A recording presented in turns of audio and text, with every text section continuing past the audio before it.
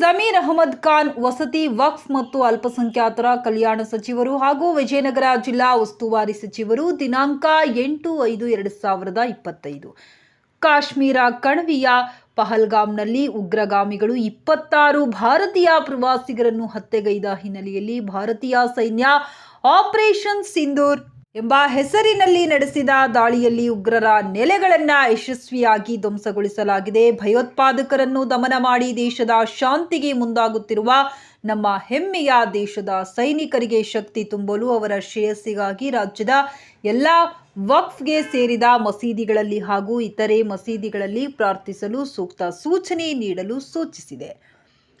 BZ Zameer Ahmed Khan, ಮುಖ್ಯ ಕಾರ್ಯನಿರ್ವಹಣಾಧಿಕಾರಿ, ಕರ್ನಾಟಕ ರಾಜ್ಯ ವಕ್ಫ್ ಮಂಡಳಿ.